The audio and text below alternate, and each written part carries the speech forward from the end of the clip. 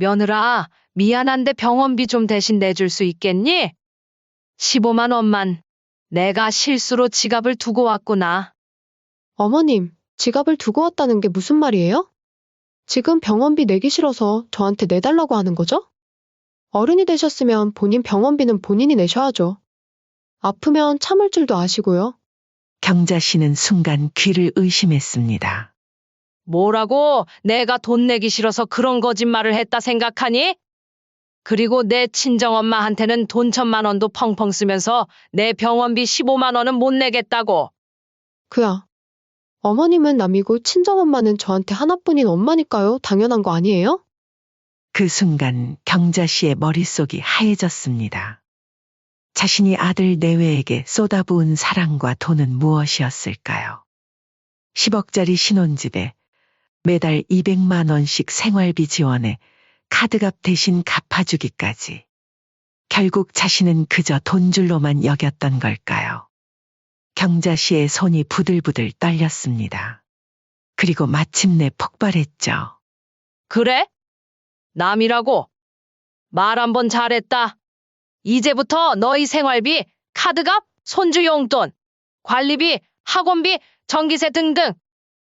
앞으로 한 푼도 기대하면 안 될 거다. 나도 남한테는 10원 한 장도 아깝구나. 이번 사연의 주인공은 65세 이경자 씨입니다. 일찍 남편을 여의고 혼자의 힘으로 두 자녀를 키워낸 생활력 강한 어머니였죠. 시장에서 반찬 가게를 운영하며 돈을 벌었고 밤에는 김치를 담가 팔면서 생활비를 마련했습니다. 이제 좀 쉬세요. 너무 무리하시는 거 아니에요? 주변 상인들의 걱정에도 경자 씨는 웃으며 대답했습니다. 아이고, 우리 애들 대학 졸업할 때까지는 이렇게라도 해야지.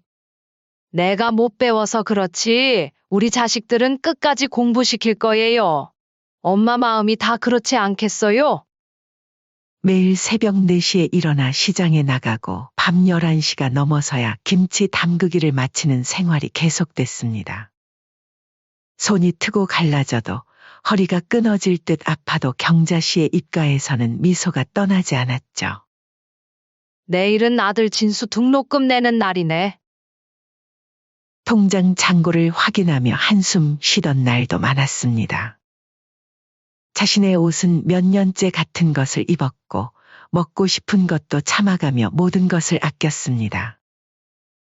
그렇게 키워낸 두 자녀 중 딸은 대학 졸업 후 바로 취직해서 독립했지만 문제는 아들이었습니다.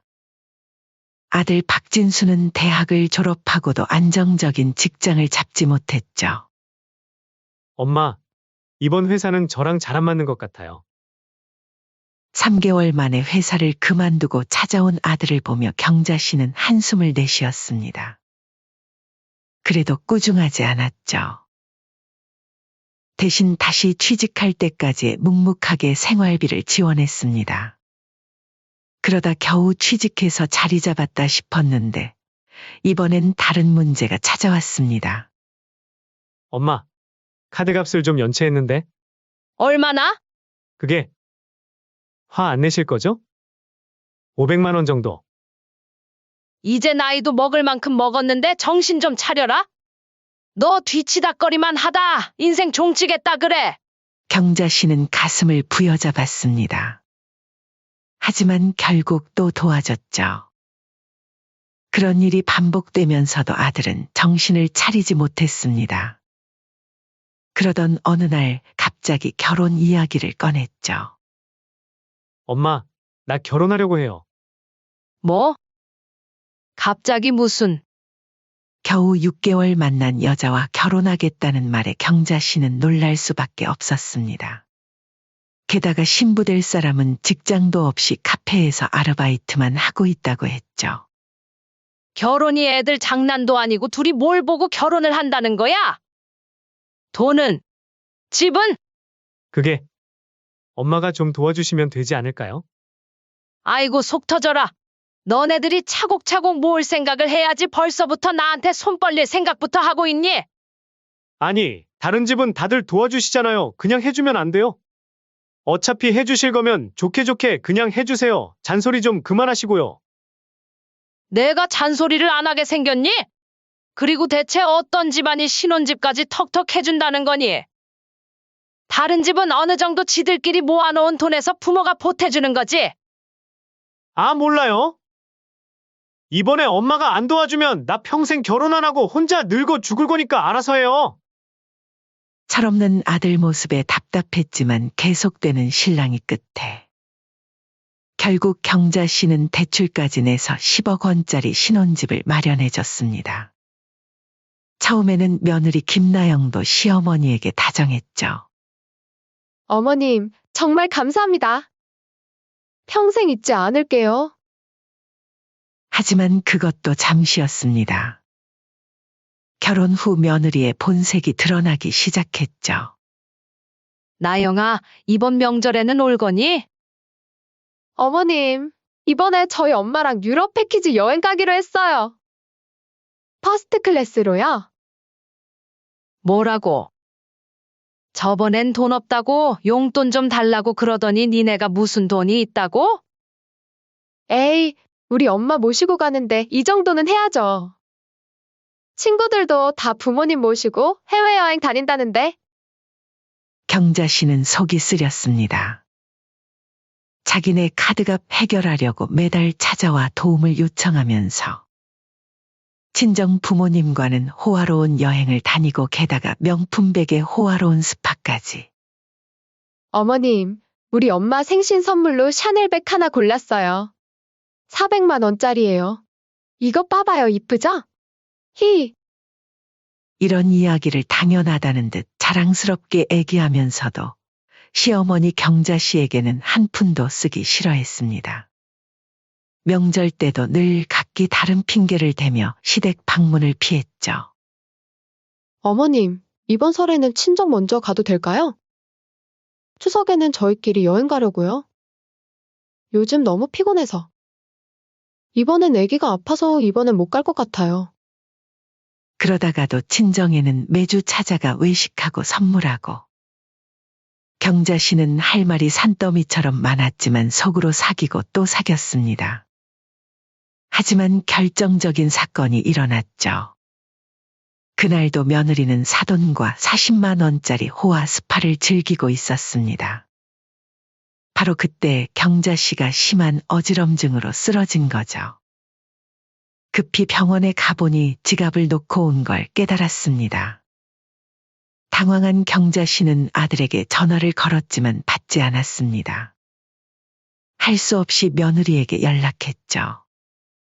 며느라, 미안한데 병원비 좀 대신 내줄 수 있겠니? 15만 원만 내가 지갑을 두고 왔구나. 어머님, 지갑을 두고 왔다는 게 무슨 말이에요? 지금 병원비 내기 싫어서 저한테 내달라고 하는 거죠? 어른이 되셨으면 본인 병원비는 본인이 내셔야죠. 아프면 참을 줄도 아시고요. 저희도 애 키우고 사느라 힘든데요. 경자 씨는 순간 귀를 의심했습니다. 뭐라고? 내가 돈 내기 싫어서 그랬다고? 그리고 내 친정엄마한테는 돈 1,000만 원도 펑펑 쓰면서 내 병원비 15만 원은 못 내겠다고. 그야. 어머님은 남이고 친정엄마는 저한테 하나뿐인 엄마니까요. 그 순간 경자 씨의 머릿속이 하얘졌습니다. 자신이 아들 내외에게 쏟아부은 사랑과 돈은 무엇이었을까요? 10억짜리 신혼집에 매달 200만 원씩 생활비 지원에 카드값 대신 갚아주기까지. 결국 자신은 그저 돈줄로만 여겼던 걸까요? 경자 씨의 손이 부들부들 떨렸습니다. 그리고 마침내 폭발했죠. 그래?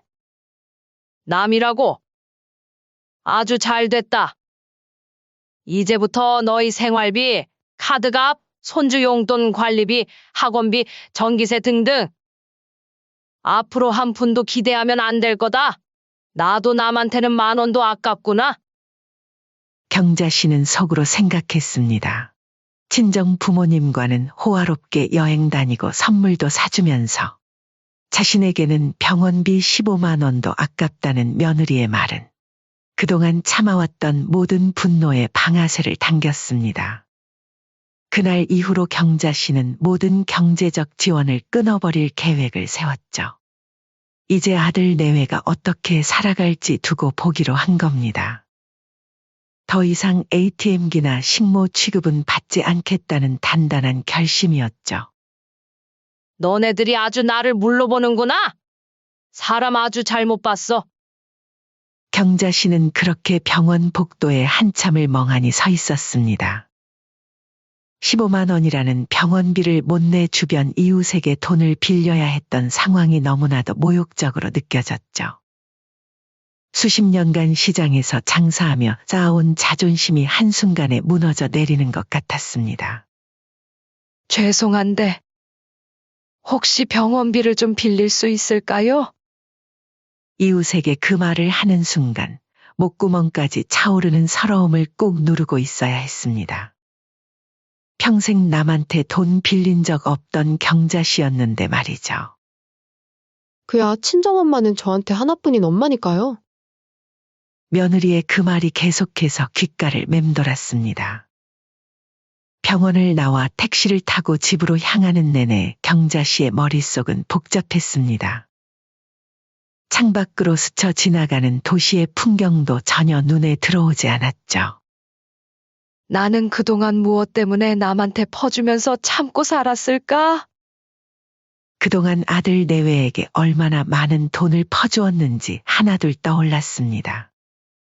대출 껴서 사준 10억짜리 신혼집은 기본이고 매달 200만 원씩 생활비를 보내고 밀린 카드값도 대신 갚아주고 그때마다 자신은 그저 아들 내외의 행복을 바랐을 뿐이었는데 집에 도착한 경자 씨는 한동안 거실에 앉아 깊은 생각에 잠겼습니다. 벽에 걸린 시계 소리만 똑딱똑딱 울리는 고요한 공간에서 마침내 단단한 결심이 섰죠. 가장 먼저 은행에 연락했습니다. 수화기를 들고 있는 손이 약간 떨렸지만 목소리는 단단했습니다. 안녕하세요. 자동이체 해지 문의드립니다. 네, 고객님. 어떤 내용을 도와드릴까요? 제 아들 박진수 계좌로 매달 보내지는 200만 원 자동이체요.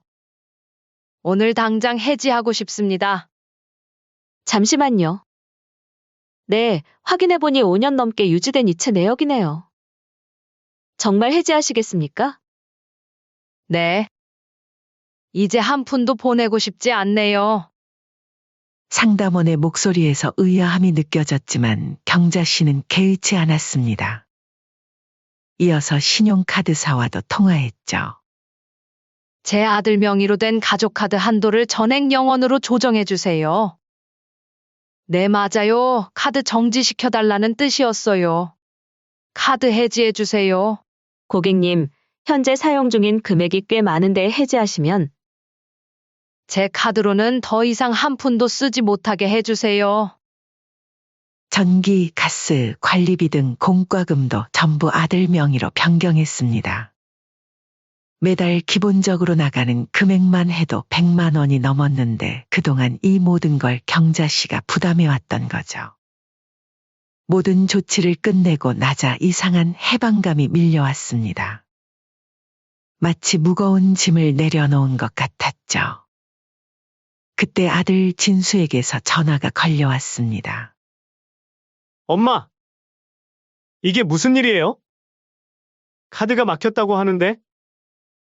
그래, 내가 막았어. 네!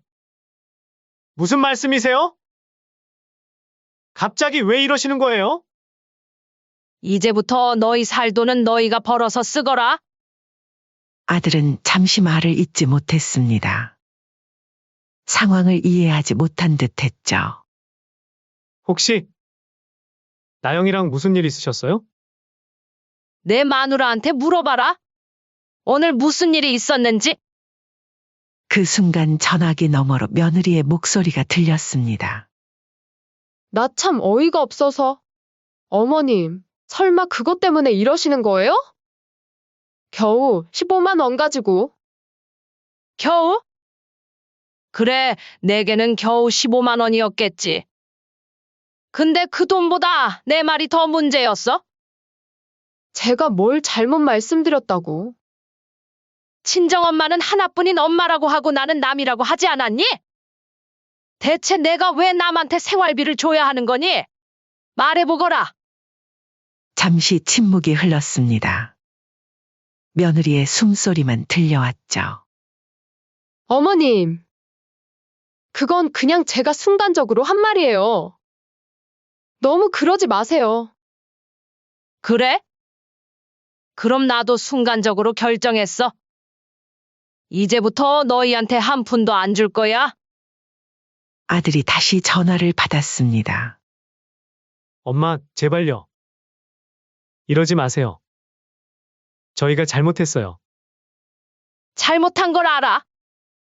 뭘 잘못했는지는 알고 있어. 너희는 나를 돈줄로만 봤어. 내가 얼마나 너희를 위해 희생했는지는 전혀 모르고 사돈댁한테는 1,000만 원도 안 아까워하면서 나한테는 병원비 한 푼 아깝다는 게 내 인생을 다시 뒤돌아보게 한다. 말끝이 목에 걸려 나오지 않았습니다. 경자 씨는 잠시 숨을 고르고 다시 말을 이었죠. 이제 와서 빌어도 소용없어.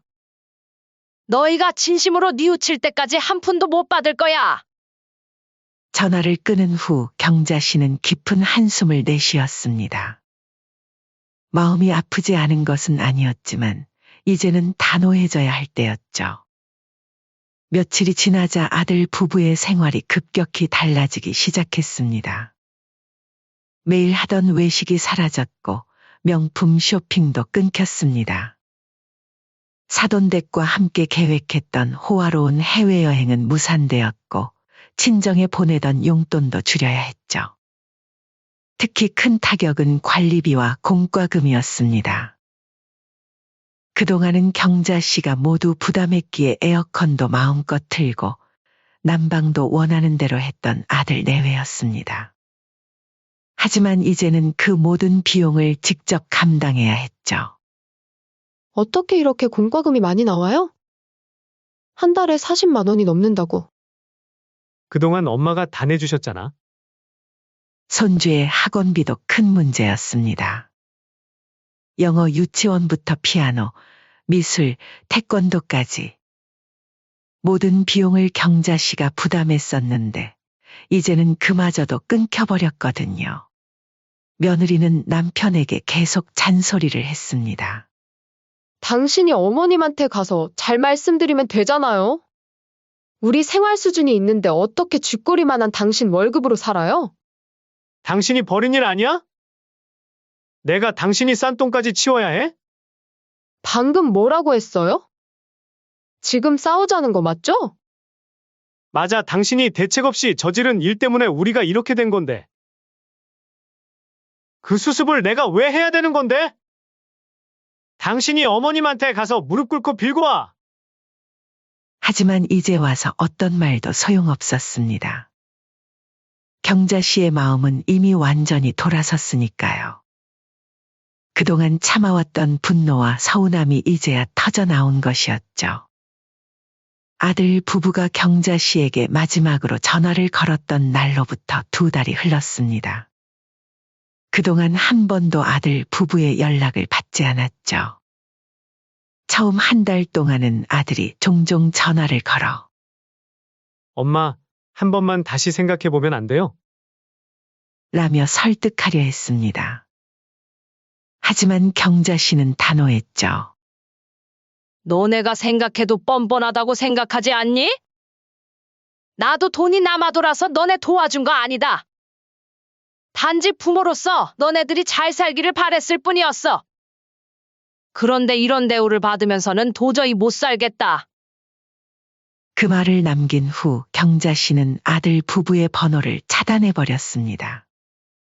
그리고 얼마 지나지 않아 아들 부부의 상황을 우연히 알게 되었죠. 며칠 전 경자 씨의 오랜 친구가 전화를 걸어왔습니다. 야, 너네 아들 부부 요즘 많이 힘들다더라. 경자 씨는 시큰둥하게 대답했습니다. 하지만 친구의 말은 계속 이어졌죠. 아파트 관리비를 몇 달째 밀렸대. 게다가 신용카드가 정지됐다고 하더라. 요즘 애들 싸우는 소리가 온 아파트에 울린다던데. 경자 씨는 피식 웃었습니다. 이제야 현실이 보이는 모양이군. 아들 부부의 일상은 완전히 뒤바뀌어 있었습니다. 서로를 탓하며 다투는 게 일상이 되어버렸죠. 당신이 괜히 그때 어머님한테 그런 말만 안 했어도 우리가 이 지경까지는 안 됐어. 뭐, 또 그 얘기야? 지금 그걸 나한테 탓하는 거야? 당신도 어머님이 우리한테 이러는 건 너무하다고 했잖아. 그러니까 더 조심했어야지. 병원비 15만 원이 아까워서 이렇게 된 거잖아. 아니, 애초에 어머님이 그렇게까지 삐치실 줄 누가 알았냐고. 매일같이 벌어지는 부부싸움에 아파트 주민들의 눈총도 따가워졌습니다. 더구나 이제는 모든 생활비를 자기들이 책임져야 하는 상황이 되자 서로의 잘못을 들춰내며 비난하기 시작했죠. 며느리는 짜증을 내며 소리를 질렀습니다. 아니, 당신은 대체 뭐 하는 사람이야? 어머님 지원 끊긴 지도 2달이 넘었는데 아직도 방법 하나 못 찾아? 아들 진수는 부글부글 끓으며 반박했습니다. 그럼 당신은 대체 뭐 하는데? 생활비가 부족하면 친정에서 좀 받아와. 며느리 나영은 경악하며 눈을 부릅떴습니다. 뭐라고? 우리 친정엄마한테 돈을 받아오라고. 아니, 당신 친정엄마 병원비도 우리 돈으로 냈잖아. 그리고 막말로 우리 엄마가 그동안 지원해 주신 걸로 호화롭게 사셨는데 그 정도도 못 도와주셔? 미쳤어? 친정엄마랑 시어머니랑 같아? 당신 엄마는 좋아서 해주신 거 아니야? 확실하게 말해두는데 우리 엄마한테 돈 빌릴 생각 추호도 하지 마. 그래, 그러니까 우리 엄마가 지원을 끄는 거야. 당신이 그딴 식으로 굴었으니까? 아들 진수는 소리치며 테이블을 콱 내리쳤습니다. 이제는 뭐 하나라도 아껴야 하는데 당신은 아직도 현실 감각이 없어. 그럼 우리 애 학원비는 어떻게? 내가 어떻게 알아? 어쩌라고. 그냥 끊든가. 그럼 어머님한테 다시 연락해. 우리가 반성하고 있다고 말해. 아니면 우리 둘 다 망한다고. 그럼 당신이 전화해. 아니, 당신이 해야지. 당신 엄마잖아? 서로 비난만 하며 나를 세우던 두 사람은 결국 말없이 돌아섰습니다. 며느리는 방으로 들어가 문을 쾅 닫아버렸고 아들 진수는 소파에 털썩 주저앉았습니다. 한숨을 푹 내쉰 그는 머리를 감싸쥐었습니다. 이제 어떡하지? 현실적으로 다가온 경제적 위기는 아들 부부의 삶을 송두리째 흔들어 놓았습니다. 첫 번째 문제는 관리비였습니다. 그동안 관리비와 공과금은 전부 경자 씨가 부담했었죠. 하지만 지원이 끊기자 지원받으며 살던 씀씀이를 줄이지 못한 아들 부부는 아파트 관리비가 연체되기 시작했습니다. 고객님, 이번 달 관리비가 또 미납되었습니다. 빠른 납부 부탁드립니다. 며느리는 연체 문자를 받자 화가 나서 다시 남편에게 소리쳤습니다. 지금 관리비가 또 밀렸대. 이러다 우리 쫓겨나는 거 아니야? 진수는 머리를 감싸주며 한숨만 쉬었습니다. 두 번째 문제는 신용카드였습니다. 이제까지는 신용카드를 경자 씨의 계좌로 연결했었습니다. 하지만 경자 씨가 카드를 해지하자 며느리의 카드 결제도 모두 막혀버렸죠. 죄송합니다. 결제가 거부되었습니다. 마트에서 장을 보던 나영은 당황하며 카드를 다시 긁어봤지만 결과는 같았습니다. 옆에서 사람들이 속삭이는 게 들리자 그녀는 창피해서 그대로 나와버렸죠. 세 번째 문제는 손주 교육비였습니다. 그동안 손주 교육비도 경자 씨가 전부 지원했습니다. 하지만 지원이 끊기자 학원을 유지하는 것이 어려워졌죠. 우리 애 학원 끊어야겠어. 그게 말이 돼? 나중에 공부 뒤처지면 어떡하라고. 그러니까 당신이 어떻게든 해결하라고 했잖아. 부부는 더 이상 서로에게 화를 낼 힘도 없었습니다. 이제 그들에게 남은 선택지는 하나뿐이었습니다. 어머니에게 다시 용서를 비는 것.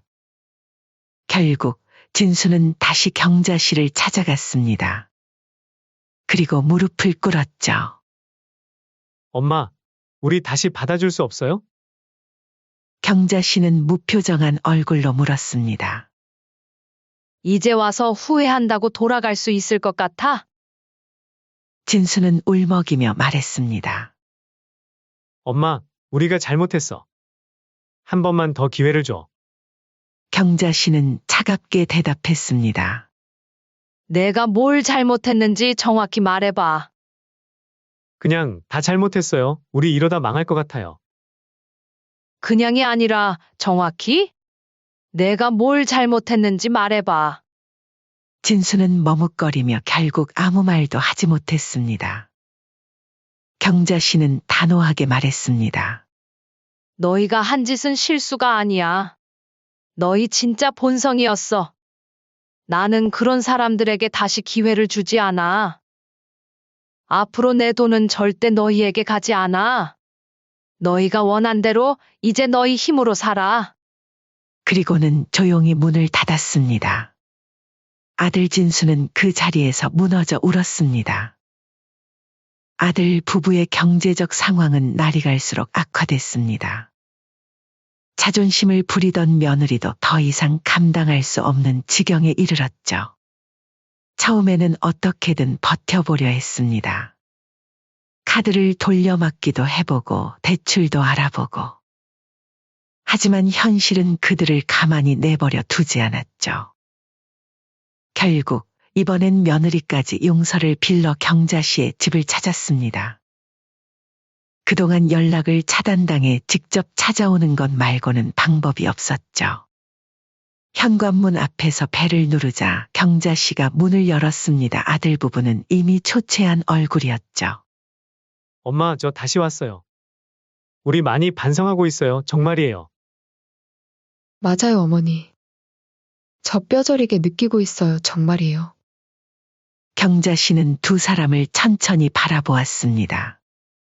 며느리는 평소와 달리 고개를 푹 숙이고 있었죠. 너희가 뭘 잘못했는지 이제는 알겠어? 그동안 내가 너네들한테 지원해준 건 당연한 게 아니야.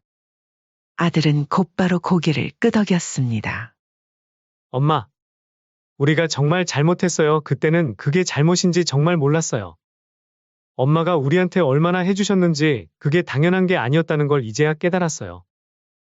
경자 씨는 며느리를 쳐다보았습니다. 너는 며느리는 분하다는 듯이 입술을 깨물며 고개를 들었습니다. 어머님, 저도 정말 죄송해요. 그때 제가 너무 경솔했어요. 친정엄마랑 비교한 것도, 병원비 이야기도. 너는 내 병원비가 아까웠지. 하지만 내 친정엄마한테는 돈을 퍼줬고, 그걸 뭐라고 설명할 거야? 너가 생각해도 너무하다 생각하지 않니? 우리는 가족 아니야? 하다못해 돈만 원도 아까워했던 너네를 뭘 믿고 받아주겠니? 며느리는 아무 말도 하지 못했습니다.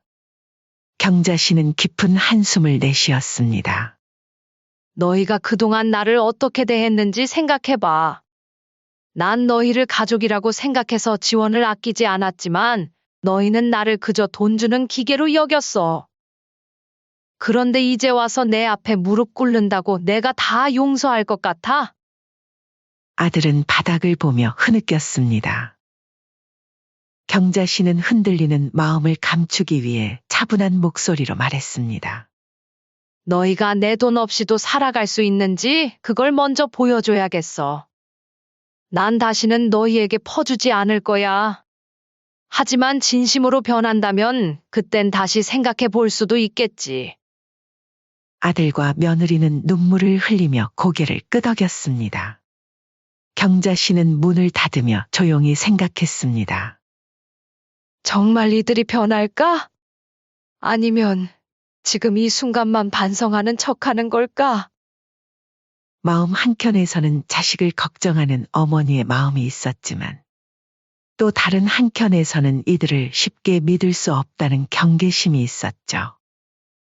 결국 경자 씨는 아직 결정을 내리지 않았습니다. 아들 내외의 진심 어린 반성을 지켜보기로 한 거죠.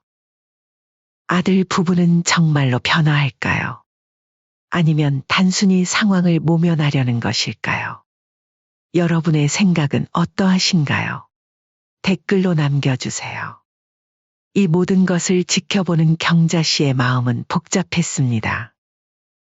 자식이기에 마음이 아프지만 동시에 쉽게 용서할 수도 없는 그런 묘한 감정이 교차했죠.